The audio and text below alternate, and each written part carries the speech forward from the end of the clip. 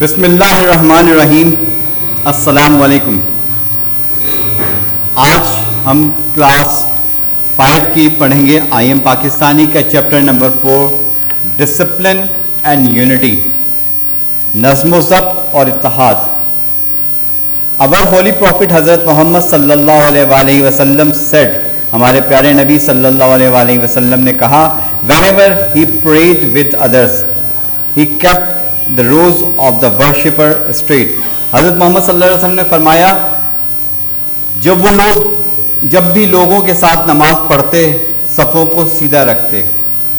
इससे हमें क्या सबक मिलता है? सफ़ों को सीधा रखने से डिसिप्लिन, कि आप तरतीब से रखेंगे। फिर से बताता हूँ आपको, whenever he prayed with others he kept the rows of worship straight, नमाजों की सफ़ों को सीधा रखते। Deviation from this practice affect the heart and the leads to difference among the Muslims। आपने ये भी फरमाया, इस अमल को ना मानना दिलों को मुतासर करता है और मुसलमानों के दरमियान इख्तिलाफ पैदा करता है। यानी अगर आप एक सफ़ में खड़े नहीं होते, आप सफ़बंदी नहीं करते, तो इससे आप कमज़ोर होते हैं, आपके दिल कमज़ोर होते हैं और एक दूसरे के खिलाफ हो जाते हैं आप। All Muslims are like the bricks of a building that support each other। तमाम मुसलमान जो हैं एक उस ईंट के मानिंद है जो एक दूसरे से जुड़ जुड़ के बनती है। अगर आप एक ईंट को रखेंगे तो वो इतनी ज़्यादा मजबूत नहीं होती, वही ईंट आपकी एक कवी हैकल बिल्डिंग बना देती है। He taught us by telling and doing good things। उन्होंने हुजूर सल्लल्लाहु अलैहि वसल्लम ने हमें कह के और करके दिखाया। बोला भी कि इस तरह से करना है और ये भी बताया कि करके भी दिखा दिया कि ऐसे करना है। Our holy prophet Hazrat Muhammad sallallahu alaihi wasallam is the best example for us to follow। हुजूर सल्लल्लाहु अलैहि वसल्लम हमारे लिए एक बेहतरीन मिसाल है कि हम उस तरह से ज़िंदगी गुजारें। The holy prophet Muhammad sallallahu alaihi wasallam taught us to how to say the 5 times daily prayer। हुजूर सल्लल्लाहु अलैहि वसल्लम ने हमें बताया कि 5 वक्त की नमाज कैसे अदा की जाए। He stressed the importance of the Muslims community praying together in the masjid on Friday। हमें यह भी बताया कि जमात से नमाज पढ़ने के क्या फ़ायदे हैं। On Friday, जुम्मे के दिन, and the occasion of Eid ul Fitr and Eid ul Azha. Eid ul Fitr में क्या नमाज के क्या फ़ायदे होते हैं, ईद उल अज़हा का, यानी मकसद ये था बताने का कि जब लोग नमाज में मस्जिद में एक जगह पे गैदर होते हैं तो उससे हमें फ़वाइद होते हैं, हमें एक दूसरे के हाल जानने का मिलता है, हमें इत्तेहाद से हमारी ताकत बढ़ती है। Muslims get together to offer funeral prayer as well. मुसलमान जमा होते हैं एक जगह पे नमाज जनाजा पढ़ाने के लिए भी। ईद उल अज़हा की नमाज भी पढ़ते हैं, ईद उल ज़ुहा की भी पढ़ते हैं, ईद उल फितर की भी पढ़ते हैं, जुम्मे की नमाज भी पढ़ते हैं, 5 वक्त की नमाज भी पढ़ते हैं और इसके साथ साथ नमाज जनाजा भी जमात के साथ अदा करते हैं।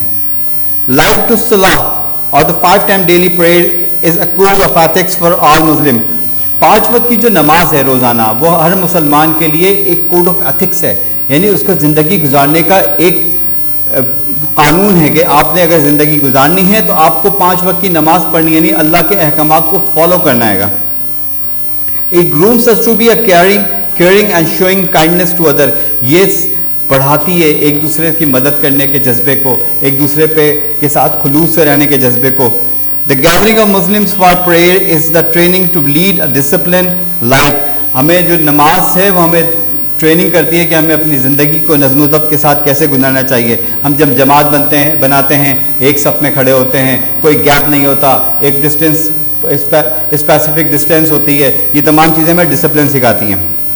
Standing together in straight rows help us to practise his in our everyday life to maintain order. हम एक लाइन में खड़े होते हैं, ठीक है, form a queue at airport. इसी तरह से एयरपोर्ट पे लाइन में खड़े होते हैं, क्यू कहते हैं लाइन को। बस एंड ट्रेन काउंटर्स, बस और ट्रेन के काउंटर्स पे खड़े होते हैं। Pay utility bill in their turns. This is a good habit to become a discipline citizen and a good human being. Line में लग के काम करना, चाहे वो रेलवे लाइन का काउंटर हो, बस काउंटर हो, यूटिलिटी बिल जमा कराने का हो, बैंक का हो, तो हमारा एक डिसिप्लिन नज़र आता है। उस डिसिप्लिन से हमें फ़ायदा क्या होता है? हम छोटे वक्त में ज़्यादा काम कर लेते हैं। अगर हम बेतरतीबी से करेंगे तो हमारा काम भी नहीं होगा और हम काम टाइम भी ज़ाया करेंगे। While the habit of prayer insists discipline and will power, वो हमें डिसिप्लिन को पे जोर देती है और ताकत को बढ़ाती है. It is also a proof of equality, वो बराबरी का सबक भी देती है. हम जब सब एक ही सफ़ में खड़े हो गए, महमूद और याज, यानी बादशाह भी उसी सफ़ में है, ग़ुलाम भी उसी सफ़ में है, तो इक्वालिटी बराबरी होती है. अल्लाह के सामने सारे बराबर हैं. यूनिटी एंड यूनिवर्सल ब्रदरहुड, इत्तेहाद और भाईचारा, दुनिया में जितने भी लोग हैं वो भाईचारा उनसे. All Muslim irrespective of their status come together for prayer, meet each other and help each other in the doing good deeds.